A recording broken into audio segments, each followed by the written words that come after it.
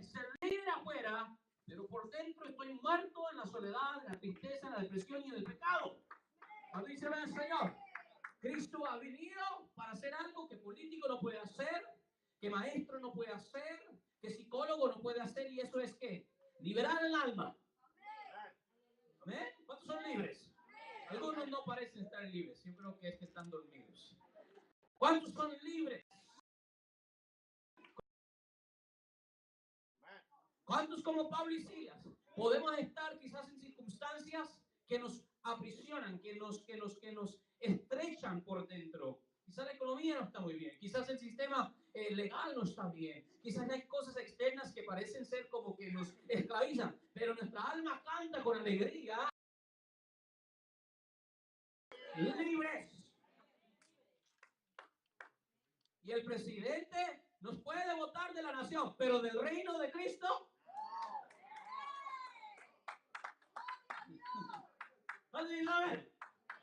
El IRS le puede de repente hipotecar la casa, pero la morada celestial jamás. Aquí el ladrón roba, aquí el único rompe, pero allá, y donde está el tesoro del hombre, ahí está su corazón. ¿Dónde está vuestro corazón? Pregúntenle al hermano que está atrás, ¿dónde está el corazón?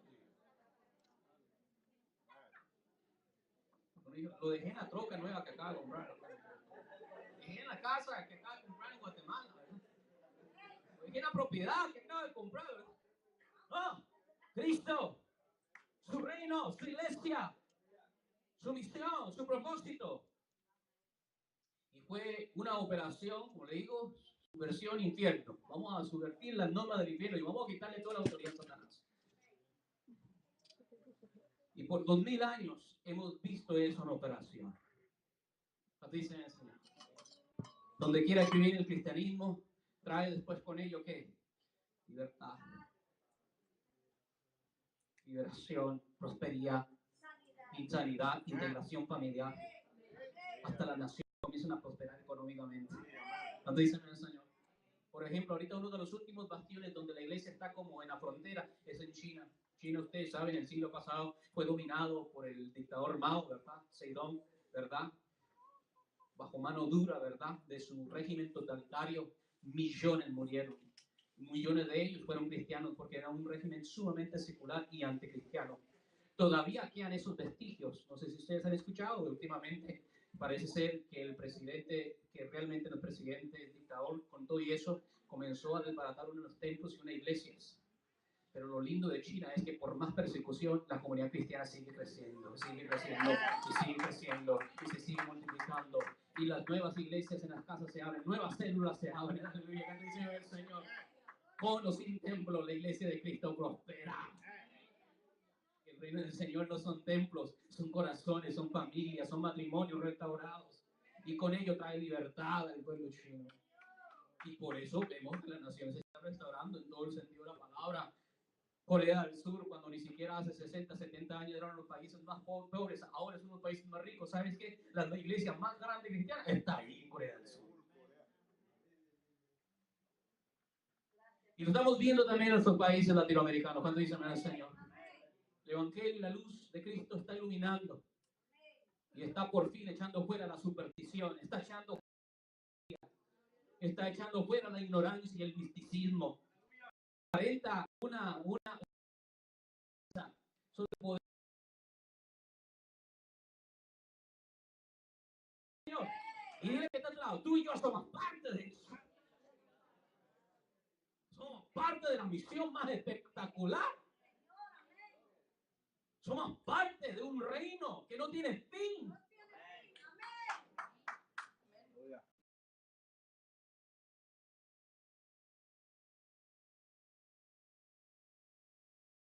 Lo digo con toda humildad, pero yo soy orgullosamente cristiano. ¿Qué te dice el Señor? Ahí estamos como Pedro. ¿Y qué? ¿Tú vas a la iglesia? ¿Tú eres cristiano? De vez en cuando voy a la iglesia.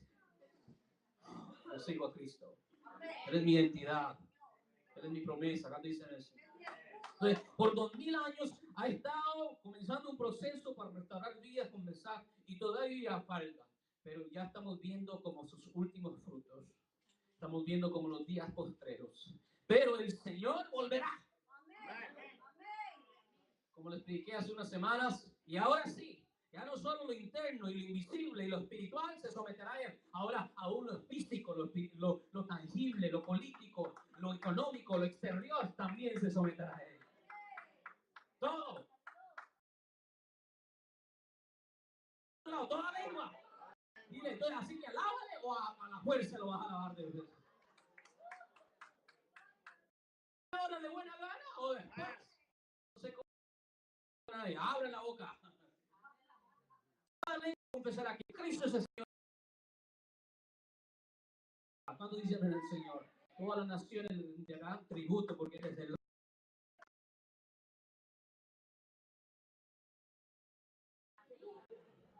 Reycito. Él, él va a dominar. Si todavía Estados Unidos, yo me pregunto, ¿y usted qué piensa del futuro? ¿Cómo el pasado? La pregunta.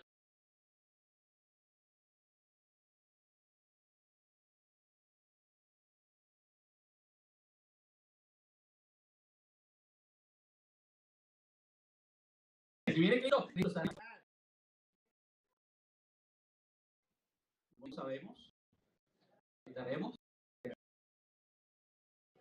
Y ahí es cuando reúne a las naciones. Diga conmigo, naciones.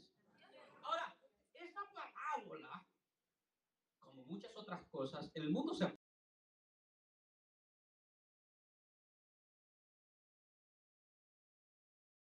el Señor ya nos quiere enseñar. Pensamos que el Señor aquí lo que está diciendo a los reinos del hombre y a los estados del hombre muchas veces para hacer precisamente estas cosas. Pero vamos a indagar. Yo quiero que usted, vamos a comenzar con una pregunta. Esta es una parábola en referencia a naciones, ¿verdad? La pregunta entonces que yo tengo para ustedes es, ¿qué es una nación? ¿Qué es una nación? Un pueblo. Bueno, más, pues no me una nación, un pueblo, un país, como que no ayuda. A ver, ¿qué más? ¿Qué podemos indagar? ¿Qué es una nación? Y no solo qué es una nación según el entendimiento general, pero preguntémonos de esta manera, ¿qué es una nación? Según las escrituras. ¿Cuánto dice amén al Señor? Right. Veamos y leemos, porque ese es el juicio de las naciones. Entonces queremos saber quiénes son las naciones a que Cristo se está refiriendo aquí.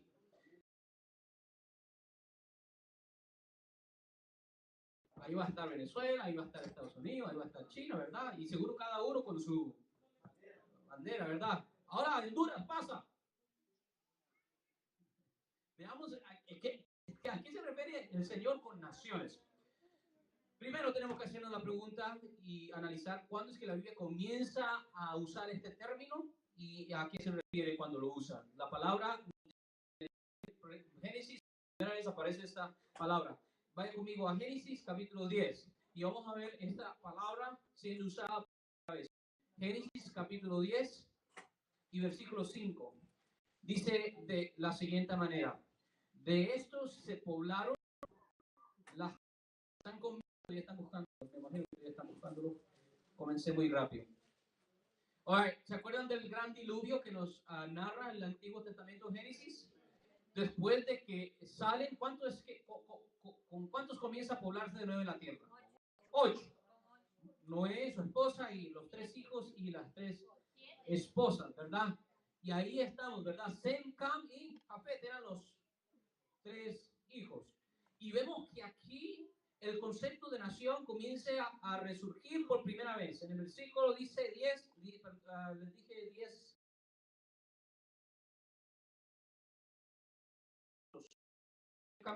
Se poblaron las costas, ¿cuál? Según su lengua, conforme a sus familias, en sus naciones.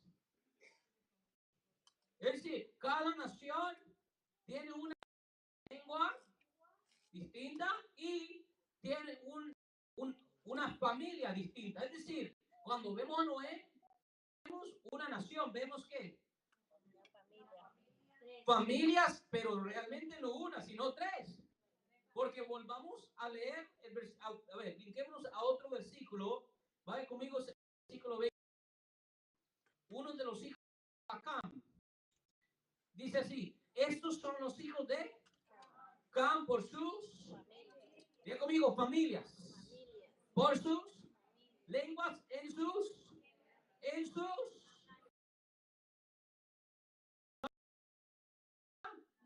nación, y su hermano Sem, otra nación, y su hermano Jafet, otra nación.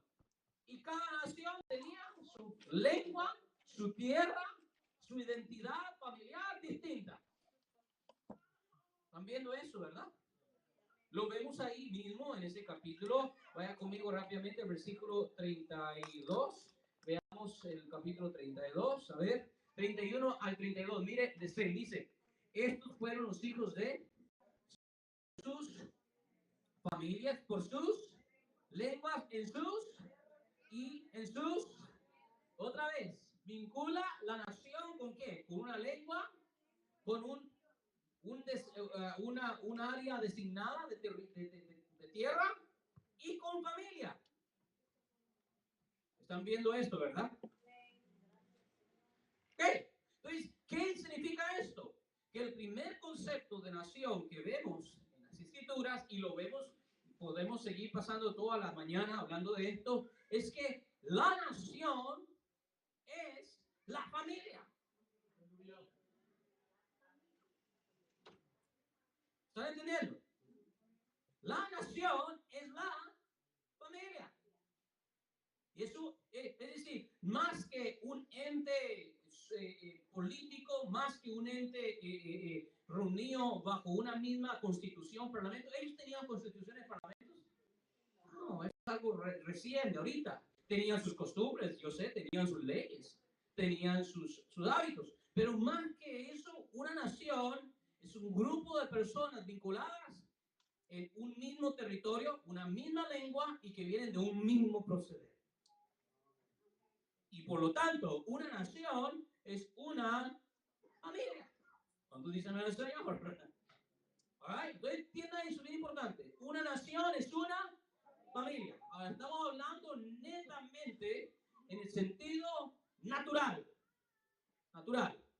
Pero además, podemos sustraer aún más si volvemos nuestra atención a un versículo allí mismo escondido en la parábola que acabamos de leer. Vuelva conmigo al libro de Mateo, capítulo 25, y bríquese al versículo 40. A ver, rápido.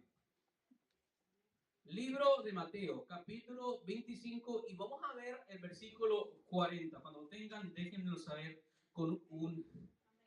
Esta es la parábola que leímos al inicio, acerca del juicio de las naciones. ¿Cómo es que dice ese versículo?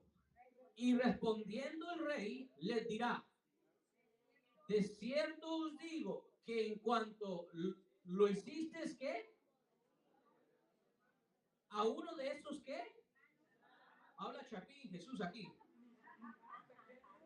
Allá mi casa, allá mi coche, allá mi familia. Dice: en cuanto lo hiciste a uno de estos, mis hermanos. ¿Quién está hablando? Jesús. Ahí Jesús está hablando, ¿verdad? Mis hermanos más pequeños, a mí me lo hiciste. Lo podemos a ver en el versículo 45. Mira lo que dice el versículo 45. Lo podemos, dice: entonces le responderá diciendo, esto lo dijeron: de cierto digo que cuando no lo hiciste a uno de estos más pequeños, tampoco a mí me lo hiciste. Ok, entonces aquí, tanto en la parábola, como también en el resto de la Biblia, vemos que nación no es necesariamente un ente político, no es necesariamente un gobierno, sino que una nación, número uno, es una familia. Pero ahora podemos deducir de lo que Jesús le está diciendo es que no solo es una familia natural, sino que Él está hablando ¿de quién? De sus hermanos. No está hablando de todo el mundo.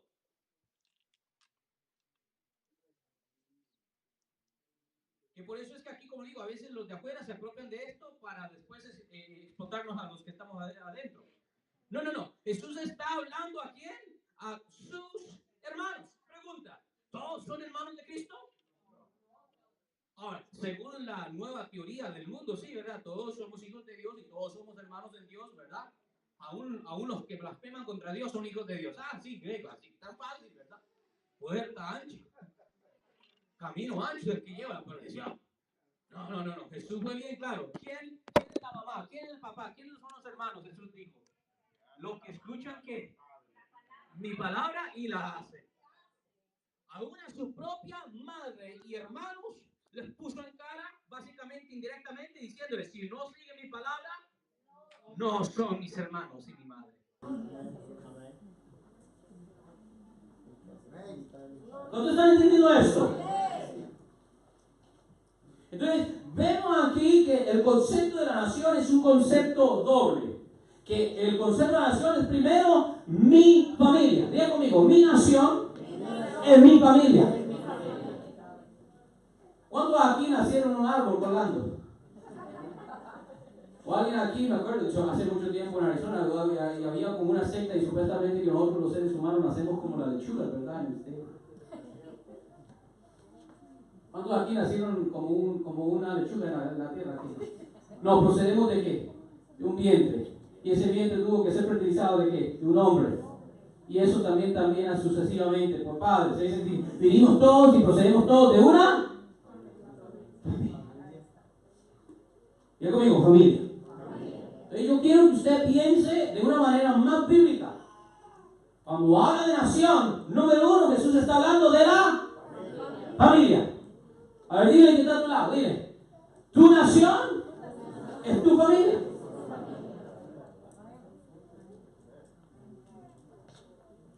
Esto es importante y entender este concepto. ¿Por qué? Porque a veces queremos salvar el mundo.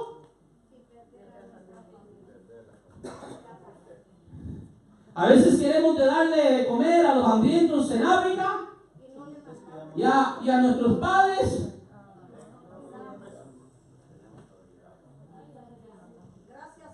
¿Aló? Dile que está a tu lado. Tu nación es tu familia. Pero pastor, usted está como que tergiversando las escrituras. Usted está haciendo conexiones muy raras, no me convence. Ok, vamos a seguir leyendo. Vaya conmigo a 1 Timoteo, capítulo 5, versículo 8. Y se los mencioné el domingo pasado. Vaya conmigo a 1 Timoteo, capítulo 5, versículo 8. A ver, rápido, ese es el rima bíblico. El primero. Te gana un aplauso.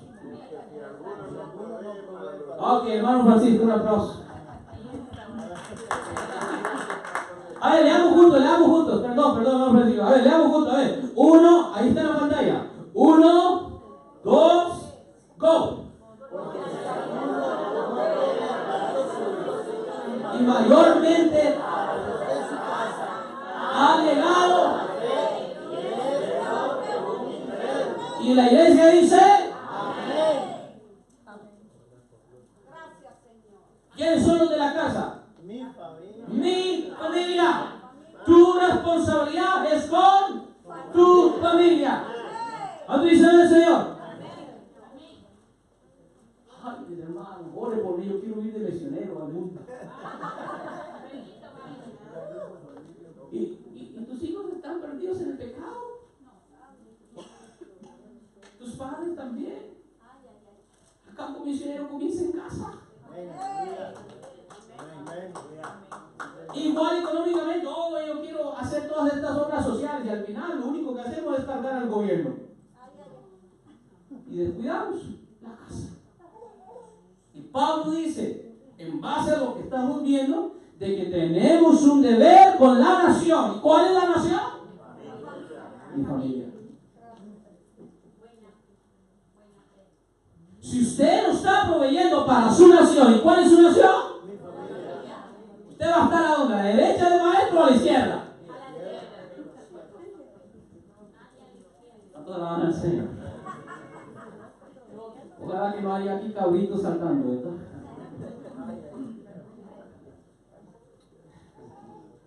Número uno, mi familia es mi nación, mi familia natural, mi extensión biológica, mis hijos, mis padres, mis hermanos, mis hermanas, mi familia extendida. Comenzamos salvando el mundo, primero ¿qué? Salvando la familia. Comenzamos sanando al mundo de pobreza, primero proveyendo a los de casa. ¿Cuánto dicen eso? Ahí está tu deber primordial. Y si no, como dice la palabra, no se crea un santurrón viniendo a la iglesia, mandando ofrendas a quién sabe dónde, si en tu casa está en desorden. ¿Cuánto dicen el Señor? Den un aplauso al Señor para ver por lo menos que no me siento solo. Tu deber es con tu familia. Comencemos nosotros, como iglesia, a hacer la luz que Cristo quiere que seamos. Vengamos a este país y nos olvidemos, de repente, a veces hasta nos olvidamos de la esposa o de los hijos. No hagamos eso porque no queremos estar a la izquierda del maestro. Nuestro deber es con nuestra familia. Y Jesús nos dio el ejemplo. Jesús ahí está colgando en la cruz y está a punto de expirar. ¿Y de qué se está preocupando el maestro? De su mamá. Y ve ahí a su primo Juan y le dice a Juan, Juan, ¿he allí qué? Tu madre. Y le dijo a su mamá, mami, ¿he allí? Y después dice el narrador, y desde ese entonces vivía María en la casa de Juan, es decir, básicamente la adoptó como su mamá y la cuidó y la sustentó. ¿Me están entendiendo? Entonces, nuestra nación es nuestra familia. Dos, pero como lo vemos en la misma parábola, no solo en nuestra familia natural, sino también en nuestra familia en Cristo. Mi nación es mi familia en Cristo. ¿Cuánto dicen el Señor? Nótese que ahí usa ese mayormente, diga conmigo mayormente. Porque si alguno no provee para los suyos, ¿y qué? Y mayormente para dos de su. Vamos a ver esta misma frase. Ahora vaya conmigo al libro de Gálatas capítulo 6. Gálatas capítulo 6, versículos 9 al 10. Cuando tengan, déjenos saber con un amén. Lo tenemos. Si no, ahí está en la pantalla, podemos leerlos juntos. Gálatas capítulo 6, versículos del 9 al 10. Dice de esta manera: no nos cansemos, pues, de hacer bien, porque a su tiempo segaremos, si no, así que, según tengamos oportunidad, hagamos bien, y mire la frase, y mayormente a los de la familia de la. ¿Cuánto te alaban al Señor? Y eso es lo que vemos en la parábola. Mi nación es número uno. Mi familia física. Natural, física, de sangre, biológica. Amén. Pero número dos, mi nación es ¿qué? Mi familia de la. Mi iglesia.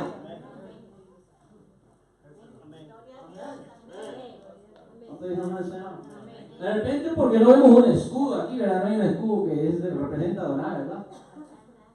Y no tenemos un himno nacional. De repente sentimos que no es la nación. No, nuestra nación es Estados Unidos. No.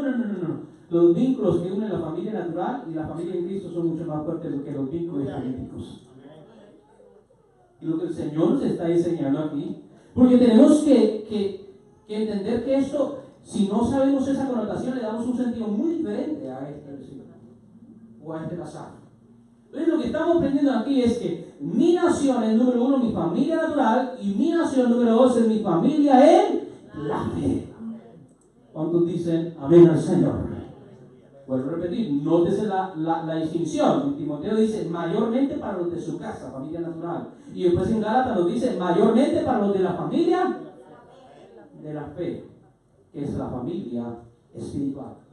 Entonces, de acuerdo a este entendimiento de lo que realmente significa una nación, en base a las Escrituras, entendemos que el Señor Jesús, cuando venga como rey, ¿verdad? Cuando venga en su reino para juzgar y gobernar sobre toda la tierra, va, número uno, recompensar a quienes proveyeron para sus familias naturales y espirituales.